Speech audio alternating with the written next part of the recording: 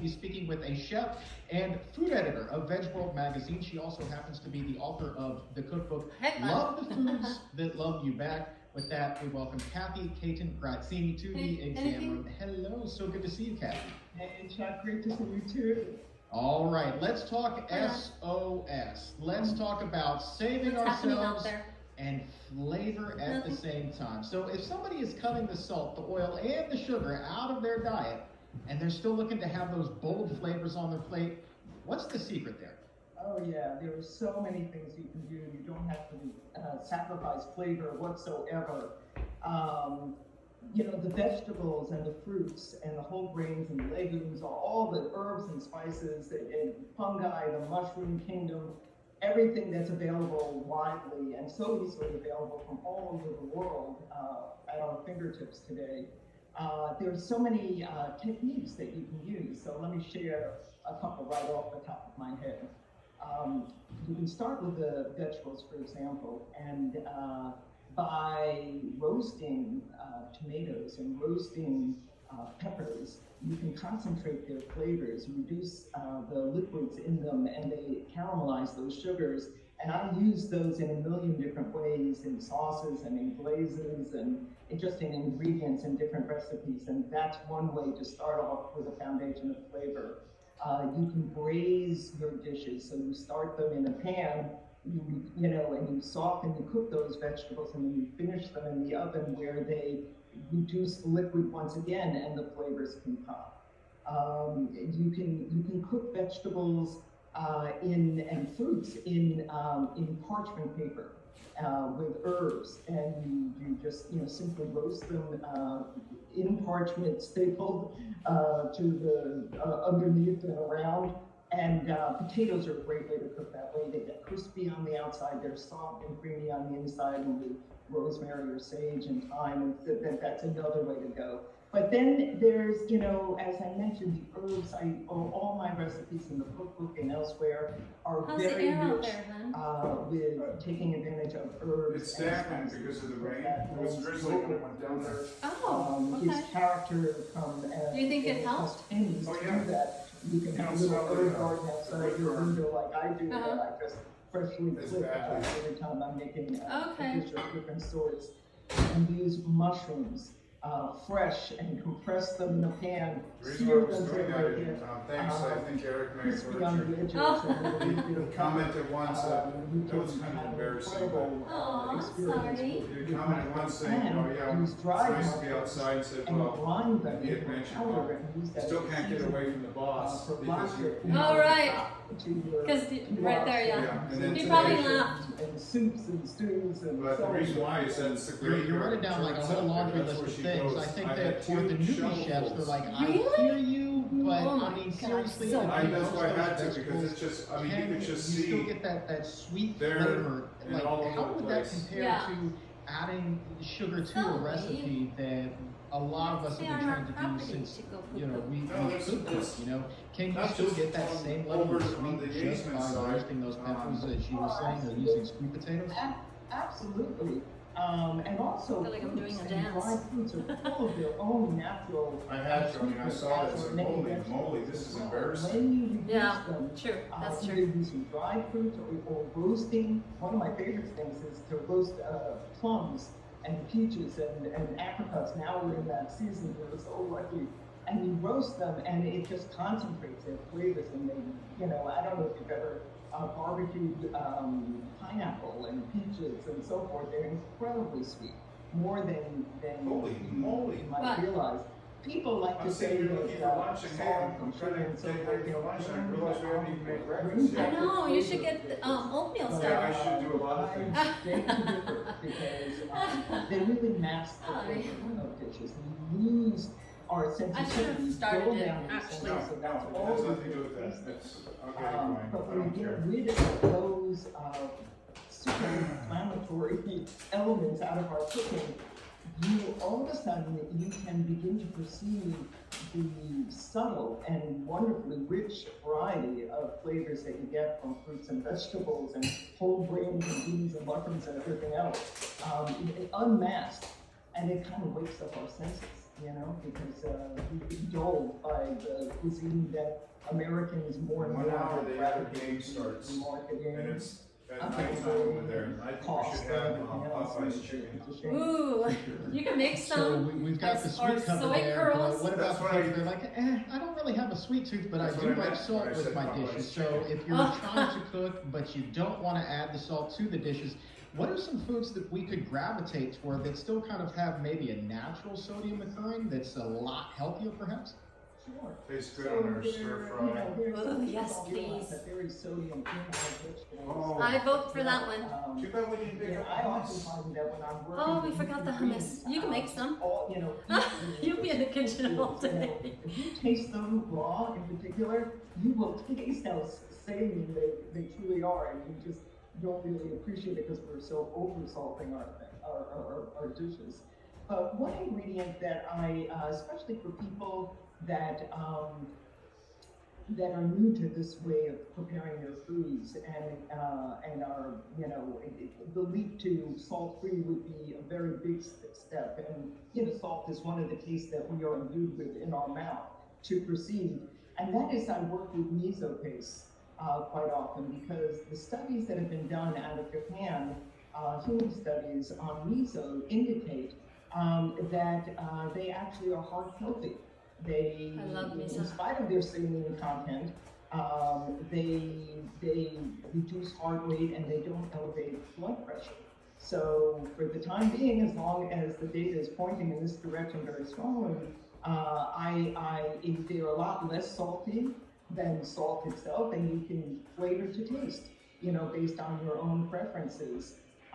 There are very mild miso pastes, like shiro, white miso, which is fermented for just a number of months, to the slightly stronger, darker, richer tasting aka misos, and there's a whole bunch of gradations in between with what people have fermented and made available. And you can dehydrate your miso paste, and this is in the cookbook as well, into a powder that you know, I grind into a powder and use it as a finishing salt, so to speak, a finishing flavor that you can use very, very little and melts right on, you know, on the tip of your tongue, you know, while you're eating it, and you can really bring down the salinity and the danger to our arteries and to our gut from eating table salt, for example. Kathy, when did you become a miso master? It sounds to me like you've tried every form of it under the sun. I'm fascinated by miso paste. Because they lend so much character, they have so much flavor, and they can, because it's not just the saline composition, because it fermented with koji, it's a type of culture, a type of mold, they are very rich in subtle flavors, and the substrate could be soybeans, but often they're made with other legumes and grains as well, so there's just so many possibilities, and they really lend a unique character to various dishes, not just Asian dishes. I use them across the board. So people have those options when they're looking at the recipes in the cookbook, for example. They can use them and use them a little bit, you know, flavor them as much or as little as they want, or omit it altogether if they prefer that as well. So gives them all your options. So we've talked about the salt, we've talked about the sugar, now let's talk about keeping things low with fat. And the first thing that a lot of us turn to then is taking the oil out, and thus the SOS part of it, salt, oil, sugar. What are some of the ways that you would recommend somebody begin to cook without oil? We've talked on the show previously about water sautés. Beyond that, you know, what are some tips that you could give the examiners? Yeah, well, let me start a little bit. That's such a great question, because this is typically the thing where people that don't have even people with culinary training, they make a mental leap, and they assume, well, I'm used to cooking with oils and fats. If I'm going to saute anything as a foundation, a sofrito, a battuto, an Italian battuto, mirepoix for French dish or whatever, it's the foundation of most stews and soups and casseroles and so forth. I'm not using oils, I'll just have to use liquid. And what ends up happening with a typical the way people think they should approach water sauteing is that they just add a liquid right in the pot, you know, when they're adding their aromatics at the beginning of the process of cooking their dish. But what you end up doing is you basically are steaming all your vegetables at the get-go, and you never develop those caramelized flavors from those onions or shallots and celery and carrots and so forth that might be the foundation of your dish. So instead, you do it dry on a hot pan. You just put those vegetables in there to begin with. They're full of water. You know, people don't realize how much water content are in, you know, our produce. Just let them cook right on their own on a medium flame in a hot pot, and they will begin to release their liquid. And that's the foundation and how you begin to build flavor when you're doing a saute, for example. And after 5 minutes, you know, 3 to 5 minutes or so forth, stirring around, you'll see that the pan will begin to darken, the vegetables will begin to darken a little bit. It's at that point, and that point only, that you would introduce just a little bit of liquid, and it could be a juice or a salt-free broth. It could be vermouth or a wine of some sort. It could be any liquid that you want. It depends on the dish.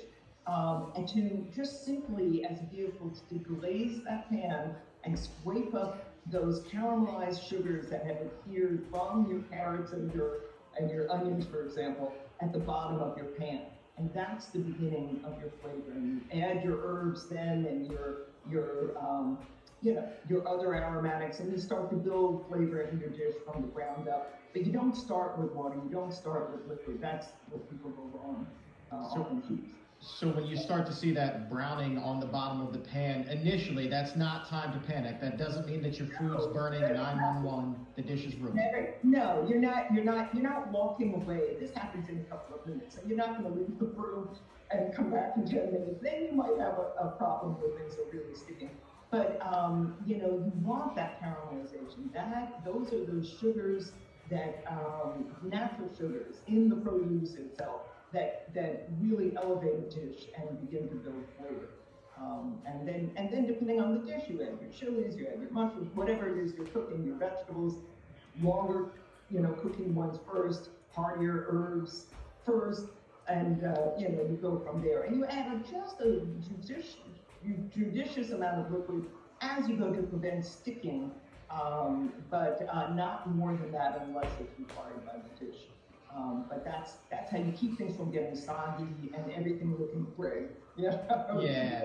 So when you say a judicious amount, is that one of those things where I guess you just kind of have to learn by trial and error to figure out what that sweet spot is with the amount of liquid? It's usually it's so little. It's a tablespoon or two. It's just what you need to be able to again, with a wooden spoon, you know, scrape up those sugars, you know, and then, because again, whatever you're adding in has water content in it too, and they're going to release the liquid as well. And you observe as you go. You use, you know, in this way of cooking, you're using all of your senses. Your eyes, your ears, your nose, you know, you're tasting as you go. It's such a sensual way of cooking. It's very fun. And you'll get a feel for it very quickly. This is not rocket science. It happens, you know, it's a very natural sort of thing. And once you just do it once or twice, you start really getting comfortable with what we're working with, and it's not difficult to figure out how much liquid. You don't ever kind of want to look the way people used to do with oil. This is minimal amount of liquid, only as much as you need to keep things moving and to prevent sticking in your stainless pan. And when you reach that point, you add that little bit of liquid, you're pretty much near the end of the cooking process, I would imagine, because in my experience, that water, it evaporates pretty quickly. It scrapes up that glaze, as you like to call it. Yeah, well, you know, there's a little, it depends what you're cooking. Like, let me try to make it concrete with, let's say you're doing a stir fry, you know, a kind of a Chinese stir fry. So there, you know, you might be throwing in mushrooms. They're going to release a lot of water after you initially start. So you'll add them as well. You might have Chinese broccoli or, you know, bok choy or zucchinis or, you know, whatever kind of vegetables, you know, red peppers, all full of moisture as well. So you want to keep things on the dry side. In the case of a stir fry, at the same time, when you do a stir fry, you want to have all your vegetables all prepped and ready to go because it's a fast cooking thing at a fairly high heat, even without oil.